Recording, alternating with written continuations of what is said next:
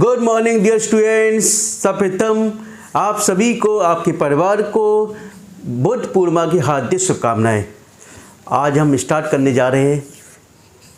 आपने स्टडी किया था एयर पॉल्यूशन के अंतर्गत एक टॉपिक रह गया था, छोटा सा topic, NGT national green tribunal. आज हम उसी को स्टडी करेंगे। छोटा सा टॉपिक है, इंटरेस्टिंग है। चलिए स्टार्ट करते हैं, है ना। राष्ट्रीय हरित न्यायाधिकरण, ठीक है। चलिए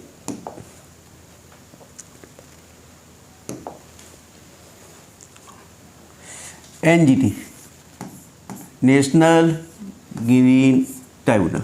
एक्चुअली इसकी आवश्यकता पड़ी क्यों, है ना भाई। कोई ना कोई यदि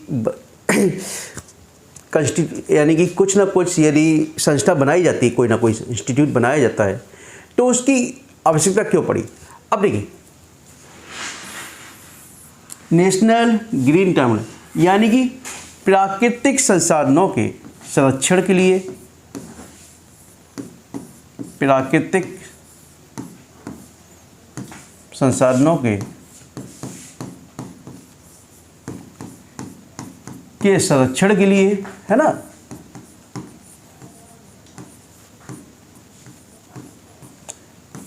पर्यावरण से संबंधित कानूनों को प्रभावी रूप से क्रियान्वयन के लिए, है ना। यानी पर्यावरण से संबंधित जो कानून है वो प्रभावी रूप से क्रियान्वित हो रहे हैं या नहीं,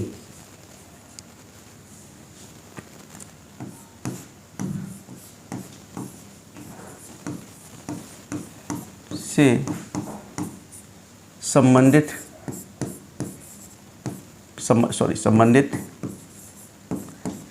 कानूनों के प्रभावी क्रियान्वयन, है।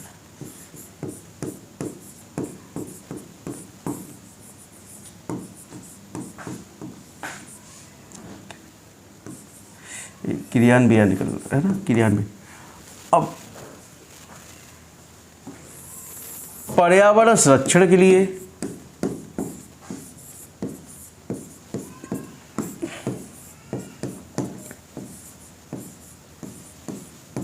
ठीक है। अब इनके लिए हमको किसकी जरूरत पड़ी, NGT की। यानी कोई ना कोई ऐसा न्यायाधिकरण हो जो इन सबको प्रॉपर रूप से कैसे कर सके, क्रियान्वित कर सके, है ना। जिस प्रकार से कानूनों को प्रभावी क्रियान्वयन के लिए सुप्रीम कोर्ट, हाई कोर्ट और अदर कोर्ट है, उसी प्रकार से इसके लिए पर्यावरण से संबंधित मुद्दों के सॉल्यूशन के लिए, रिजॉल्व करने के लिए किसका बनाया गया, NGT का गठन किया गया। इसको 18 अक्टूबर 2010 को NGT अधिनियम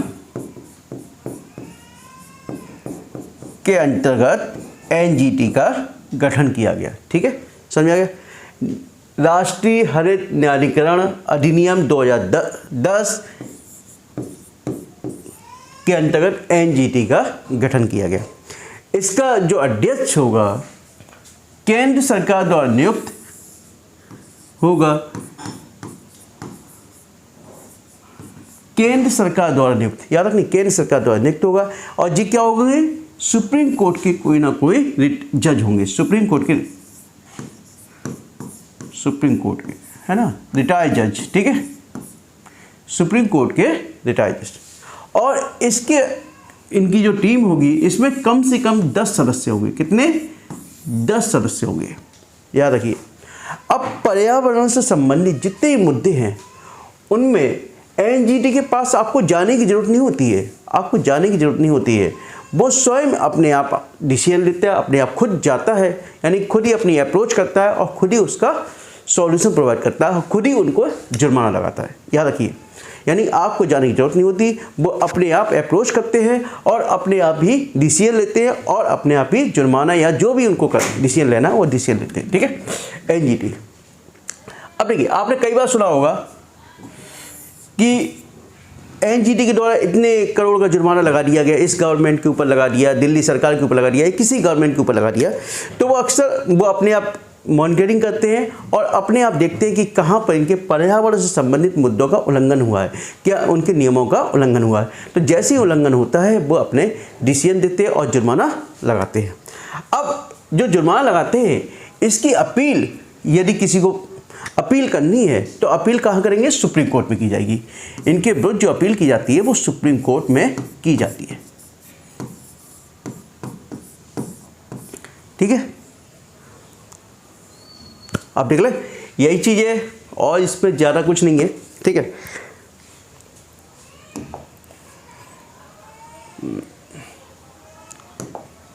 देखो,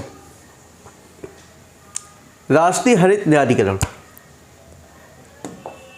पर्यावरण संबंधी कानूनों के प्रभावी क्रियान्वयन, प्राकृतिक संसाधनों की सुरक्षा, पर्यावरण के अधिकारों की सुरक्षा के लिए राष्ट्रीय हरित न्यायाधिकरण की स्थापना, राष्ट्रीय हरित अधिकरण की स्थापना 2 बार लिख दिया गया की स्थापना 18 अक्टूबर 2010 को राष्ट्रीय हरित अधिकरण अधिनियम 2010 के तहत की गई। वही मैंने बताया आपको, है ना। हाँ, इसमें ये बताना भूल गया आपको, इसके अंतर्गत, है ना, इसके अंतर्गत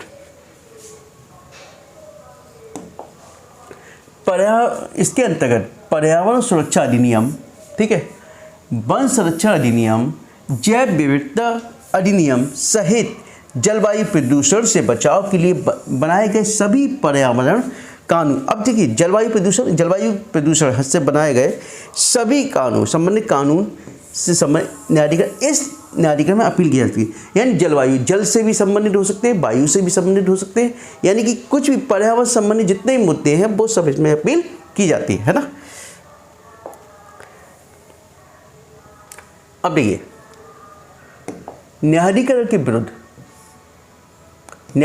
विरुद्ध अपील सर्वोच्च न्यायालय में की जा सकेगी। यानी कि ये जो डिसीजन देते हैं, यदि वो डिसीजन से अप्रूव नहीं है, यानी सहमत नहीं है, अब तो वो अपील कहाँ कर सकते हैं? सुप्रीम कोर्ट में कर सकते हैं, है ना, सर्वोच्च न्यायालय में।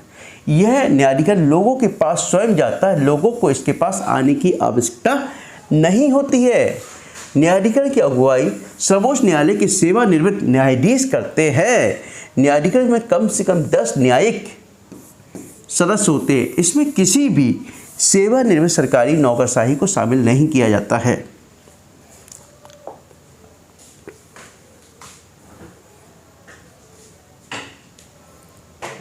देखिए, अध्यक्ष की नियुक्ति भारत के मुख्य न्यायाधीश की परामर्श से केंद्र सरकार द्वारा की जाती है। वही मैंने बताया, न्यायिक और विशेषज्ञ सदस्यों की नियुक्ति के लिए केंद्र सरकार द्वारा एक चयन समिति बनाई जाती है। यह आवश्यक है कि अधिकरण में कम से कम 10 और अधिकतम 20 पूर्णकालिक न्यायिक सदस्य एवं विशेषज्ञ शामिल होते हैं।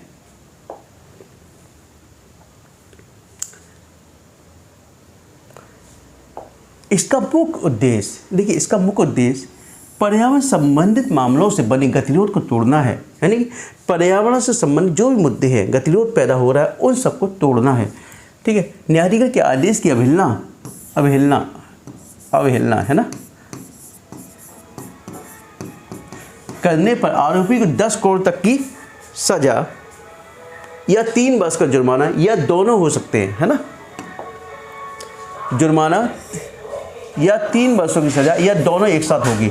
अब यह सरकारी व निजी कार्यों से पर्यावरण को होने वाली हानि को भी रोकता है। यानी कि जब पर्यावरण से संबंधित मुद्दे उभर के आएंगे और कोई ना कोई इस प्रकार की संस्था, इंस्टीट्यूशन है जो डिसीजन लेगी, उसको रोकेगी, उसको रिजॉल्व करेगी, तो निश्चित रूप से चाहे प्राइवेट सेक्टर हो, चाहे गवर्नमेंट सेक्टर, वहाँ पे जो भी एनवायरनमेंट से संबंधित जो भी हानि हो रही है उसमें कमी आएगी।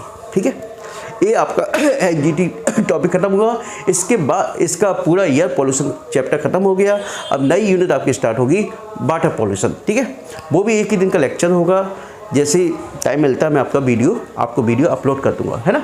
और जो इसकी PDF है आपको इसी वीडियो के साथ मिल जाएगी आपको। ठीक है, ओके, थैंक यू।